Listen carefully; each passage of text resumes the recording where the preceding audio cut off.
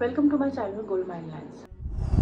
আপনারা কি জানেন ইলিয়াস ফ্লাইট 522 তো অ্যাকচুয়ালি কী ঘটনা ঘটেছিল যার কারণে 34,000 ফিট উপরে গিয়ে প্লেনের মধ্যে 121 জন প্যাসেঞ্জার মারা গিয়েছিল।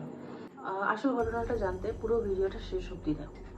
প্লেনটা অ্যাকচুয়ালি সাইপ্রাসের লানকা ইন্টারন্যাশনাল এয়ারপোর্ট থেকে গ্রিসের এথেন্স ইন্টারন্যাশনাল এয়ারপোর্টে যাওয়ার কথা ছিল। 14ই অগস্ট 2005-এ সকাল 9:07-এ প্লেনটি লানকা ইন্টারন্যাশনাল এয়ারপোর্ট থেকে টেক অফ করে। প্লেনটিতে প্যাসেঞ্জার ছিল 115 জন আর ক্রিউ মেম্বার ছিল 6। এছাড়াও ছিলেন পাইলট এবং কো পাইলট। পাইলট ছিলেন 18 বছর বয়সী হ্যান্স জার্গন মার্টিন, যে কিনা একজন জার্মান কন্ট্রাক্ট বেস পাইলট ছিলেন এবং তার বয়স ছিল মাত্র 18। কো পাইলট যিনি ছিলেন তিনি ছিলেন 51 বছর বয়সী পম্পাস চার্লম্বাস। এছাড়াও ফ্লাইট অ্যাটেন্ডেন্ট ছিলেন, তার নাম ছিল অ্যান্ড্রু প্রোড্রোমো। ফ্লাইটটি টেক অফ করার 5 মিনিট পরেই ফ্লাইটটি যখন 12,040 ফিট উপরে অলরেডি চলে যায়, সেখানে গিয়ে প্লেনের মধ্যে একটা অ্যালার্ম বাজতে শুরু করে। সেই অ্যালার্মটা actually take off configuration warning alarm. সেই অ্যালার্মটা শুনে পাইলট এবং কো পাইলট দুজনে খুব অবাক হয়। অ্যাকচুয়ালি সেই অ্যালার্মটা তখনই বাজে যখন ফ্লাইটটা গ্রাউন্ডে থাকে এবং সেটা টেক অফ করার জন্য রেডি থাকে না। এই অ্যালার্মটা বাজার পর তারা এটিসিতে কন্ট্যাক্ট করার চেষ্টা করে। এটিসিতে কন্ট্যাক্ট করার পর সেখান থেকে তারা সেভাবে অতটা রেসপন্স পায় না।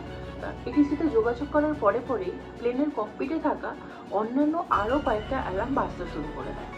তার সাথে যে মাস্টার কশন অ্যালার্ম থাকে সেটাও বাজতে শুরু করে দেয়। অ্যাকচুয়ালি সেই অ্যালার্মটা তখনই বাজে যখন প্লেনের মধ্যে অন্যান্য কিছু সিস্টেমস ওভারহিট হয়ে যায়। তো সেই অ্যালার্মটা দেখেও তারা খুব অবাক হয় এবং তারা বুঝে উঠতে পারে না যে অ্যালার্মটা কেন বাজছে বা কি প্লেনের মধ্যে কি সমস্যা আছে। তো এটিসিতেও সেটা জানানোর অনেকবার চেষ্টা করে।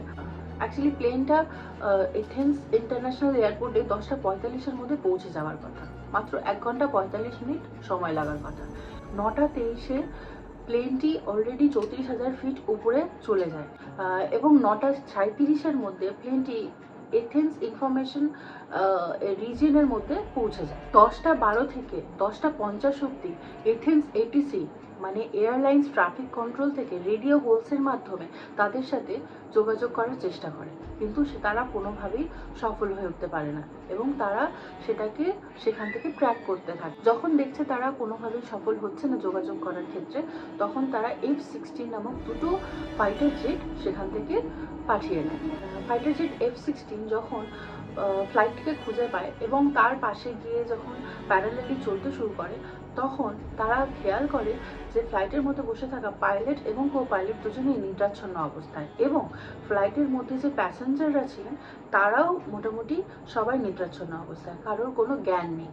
তো তখন তারা সেখান থেকে চেষ্টা করে হাত নাড়িয়ে দেখার যে ভেতরে কেউ কোনো রেসপন্স করে কি না। তো সেখান থেকে কোনো রকম তারা রেসপন্স পায়নি। কিছুক্ষণ পর 11:49 নাগাদ দেখে যে একজন প্লেনের ভেতর থেকে এসে প্লেনের ককপিটে মানে পাইলটের সিটে এসে বসে এবং সে ফ্লাইটটাকে মানে কন্ট্রোল করার চেষ্টা করছে। সেও হাত নাড়িয়ে কিছু বলার চেষ্টা করছে, কিন্তু তারা কিছুতেই বুঝে উঠতে পারছে না যে সে কি বলতে চাইছে। যখন সে মানুষটি পাইলটের সিটে এসে বসে, তার 1 মিনিট পরে প্লেনের যে লেফট ইঞ্জিনটা সেটা কাজ করা বন্ধ করে দেয় এবং প্লেনটি বাঁ দিকে হেলে একেবারে নিচের দিকে আসতে শুরু করে দেয়। প্রায় 12টা নাগাদ রাইট ইঞ্জিনও কাজ করা বন্ধ করে দেয় আর 12:04 নাগাদ প্লেনটি সেই এথেন্সের একটা খোলা রিজনের মধ্যে গিয়ে ক্র্যাশ করে। আপনারা বুঝতেই পারছেন যে সেই ফাইটার জেটের যে পাইলট তাদের মনে কতটা আঘাত লাগতে পারে, যে তারা চোখের সামনে দেখতে পাচ্ছে যে একটা ফ্লাইট নিচের দিকে চলে যাচ্ছে এবং তার মধ্যে অজস্র প্যাসেঞ্জার রয়েছে, তারা মৃত্যুর মুখে চলে যাচ্ছে। সেটা দেখেও তার কিছু করার নেই।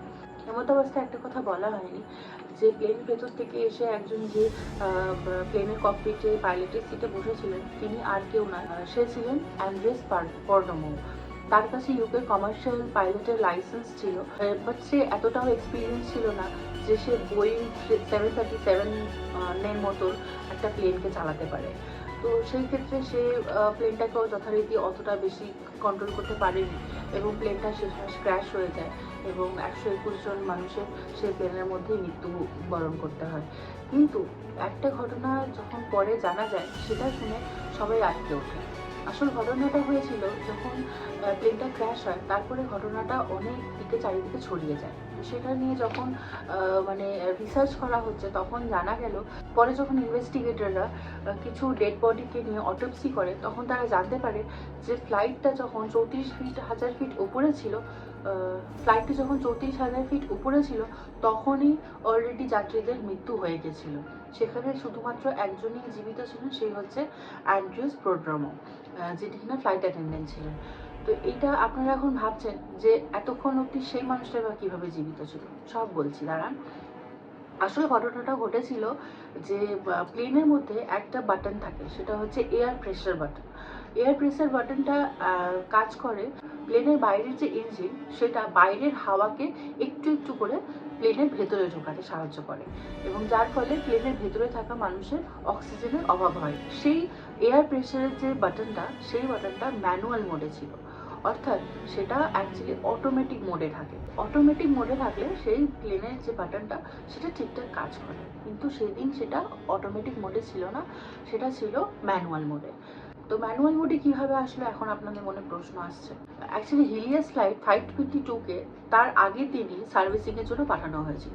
সার্ভিসিংয়ের ওখানে নিয়ে গিয়ে সার্ভিসিংয়ের যারা লোক থাকে তারা সেই ফ্লাইটের যে এয়ার প্রেসের যে বাটনটা সেটা ম্যানুয়াল মোডে করে রেখে দেয়। অ্যাকচুয়ালি সেটা নিয়ম হচ্ছে, যারা যদি ম্যানুয়াল মোডে করে রাখে সেটা ফ্লাইটের যে পাইলট বা লোকো পাইলট তাদের সাথে ডিসকাস করা এবং তাদেরকে জানিয়ে দেওয়া, বা যদি জানিয়ে নাও দেয়, যে পাইলট এবং লোকো পাইলট থাকে তাদের কাজই হচ্ছে সেটাকে একবার হলেও চেক করে নেওয়া, কিন্তু তারা সেটা চেক করতে ভুলে যায় কোনো কারণে, যার ফলে সেই এয়ার প্রেশার বাটনটা কাজ করে না এবং বাইরে থেকে যে অক্সিজেন সেটা ভেতরে আসে না। অ্যাকচুয়ালি প্যাসেঞ্জাররা অক্সিজেন মাস্কটা মাত্র 12 মিনিট পর্যন্ত ইউজ করতে পারে, তারপরে আর অক্সিজেন তার মধ্যে থাকে না, ওর মধ্যে ফুয়েল শেষ হয়ে যায়।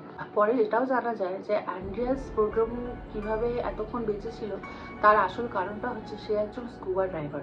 তো একজন স্কুবা ড্রাইভার যারা থাকেন তাদের অনেকক্ষণ শ্বাস রোধ করে থাকার ক্ষমতা থাকে, তাই জন্য সে ওই ককপিটে বসে অনেকক্ষণ ধরে বেঁচেছিল। এবং অ্যান্ড্রিয়াস প্রোড্রোমো এটাই চেষ্টা করেছিলেন যাতে প্লেনটাকে জনবসতিপূর্ণ এলাকা থেকে দূরে নিয়ে গিয়ে অন্য কোথাও ল্যান্ডিং করানো যায়। এই চেষ্টাটা থেকে সে অতটাও সফলতা পায়নি, তার চেষ্টাটা এতটুকুও বিফলে যায়নি। তাহলে বন্ধুরা, এতটুকু তো বুঝতেই পারছেন যে একটা ছোট্ট ভুলের জন্য কত বড় একটা ক্ষতি হতে পারে। আজকের ভিডিও এই পর্যন্তই, নেক্সট ভিডিওতে দেখা হচ্ছে। তত অবধি টাটা, বাই বাই, ভালো থেকো।